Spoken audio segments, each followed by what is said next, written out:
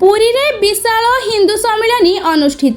जाति संप्रदाय खाद्य पोशाक भाषा और उपासना पद्धति आदि भित्तिरे सनातनी हिंदू मानकु भाग भाग करी उभय मोगल और इंग्रेज को भली विदेशी विधर्मी आक्रमणकारी माने आम उपरि दीर्घ वर्ष शासन करथिले।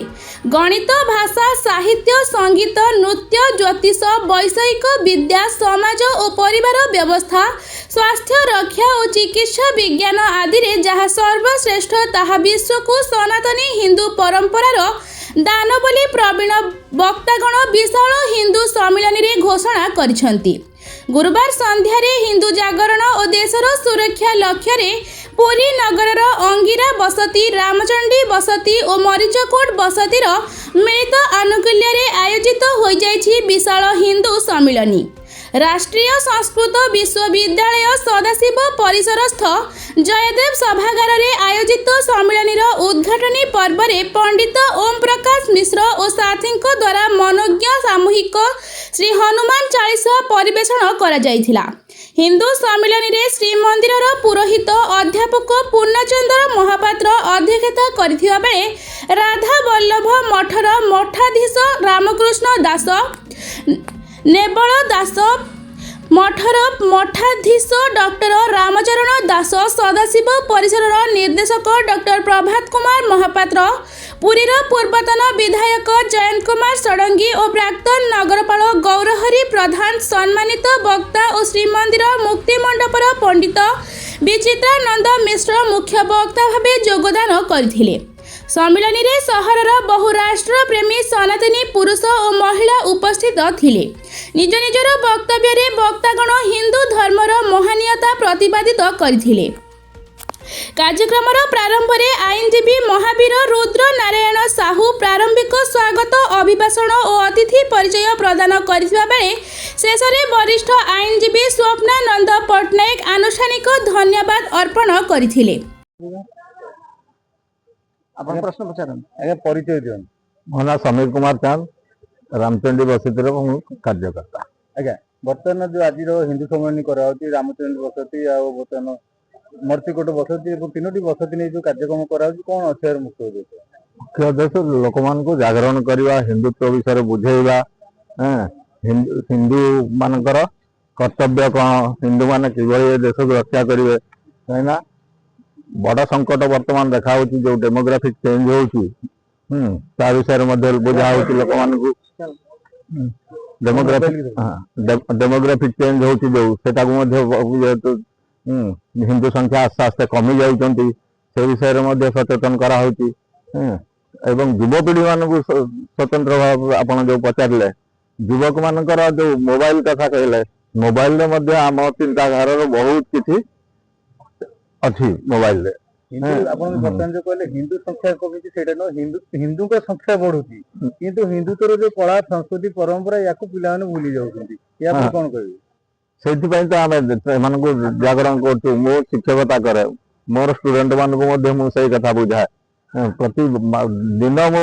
10-15 मिनट से विषय कहे जे हिंदू मानकर कर्तव्य कौन हिंदू मान कि निजर संस्कृति परंपरा को रक्षा करेंगे क्या संस्कृति परंपरा जो बिगड़ कौन देश एकाठी होकर रही आप देखी जातु सारा पृथ्वीर इतिहास जो देखिए जो संस्कृति लोप पाई से देश खंड खंड हो गई।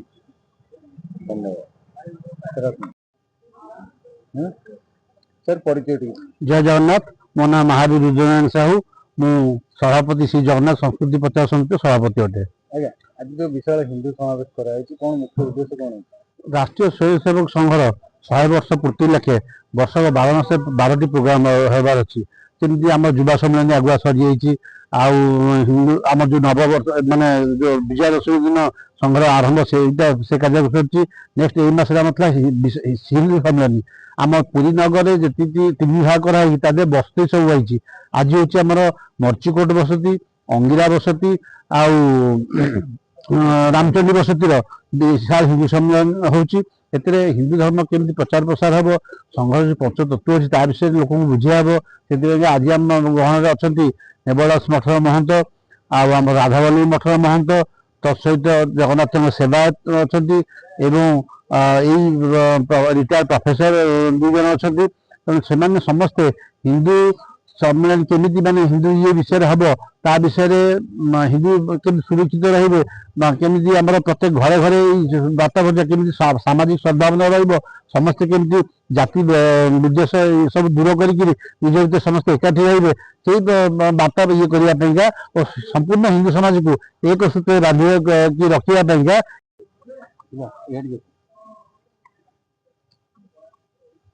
ପରିଚୟ ରଖନ୍ତୁ।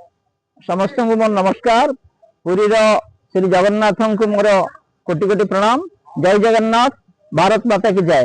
आज जो हिंदू विशाल हिंदू सम्मेलन आयोजन होती ए पुरी सहर में यही आमर 32 वार्ड 18 बसती 10टी स्थान आज अंतिम स्थान हूँ रामचंडी साही, रामचंडी बसती, दोड़मंडल साही, मंगिरा बसती, मरीचकोट साही, मरीचकोट बसती और आखपाख समस्त अंचल अधिवासी मानक नहीं यही सम्मेलन आयोजन कराई। यार मुख्य उद्देश्य है आम परिवार रे, आम समाज रे, आम देश रे हिंदुत्व जो अभाव होती, हिंदुत्व जो धर्मर संकट अवस्था होती, आम हिंदुत्व को भूलिक आम खाली हिंदू बाहर हिंदू रहीचु किंतु भितर आम हिंदुत्वर आचरण जो अभाव रही आम से आह्वान अच्छी राष्ट्रीय संघर 27 वर्ष आह्वान जे प्रथम आम परिवार को सुधारिबा, परिवार सुरक्षित परिवार, आदर्श परिवार, संस्कारित परिवार, परिवार को नहीं समाज सृष्टि, समाज को नहीं देशर सृष्टि और देश को नहीं विश्व सृष्टि। तो प्रथम परिवार जब गोटे आदर्श परिवार हम ताले समाजटी आदर्श हम आ देश आदर्श हम। जो देश आदर्श है से भारत विश्वगुरु है विश्व को मार्गदर्शन कर। तेणु परिवार सुरक्षा, परिवेश सुरक्षा, स्व संस्कृति स्व भाषार आम प्राधान्य देवा, आमर स्व धर्म आचरण करवा, सामाजिक सद्भावना करवा। सर्वशेष भारत वर्षर प्रत्येक नागरिक राम राज्य जमीती प्रजा उत्तम प्रजा थे समस्ते राजा जमीती प्रजा सेमती भारत वर्ष भी राम राज्य से हम जो भारत वर्ष प्रत्येक प्रजा उत्तम प्रजा हे, उत्तम नागरिक हे, समस्ते आम नागरिक कर्तव्य ठीक भाव पालन करवा। तेज भारत वर्ष विश्वगुरु हाँपाई आउ कि असंभव नुह। भारत दिन विश्वगुरु हम, भारत वर्ष हिंदू राष्ट्र हम, यही उद्देश्य नहीं करी विशाल हिंदू सम्मेलन आयोजन आ श्री जगन्नाथ कृपार पुरी सहर में यही 10टी स्थान हिंदू सम्मेलन हो सारी। आज तार अंतिम। पुरीरू रमेश साहू का रिपोर्ट, संघर्ष टीवी।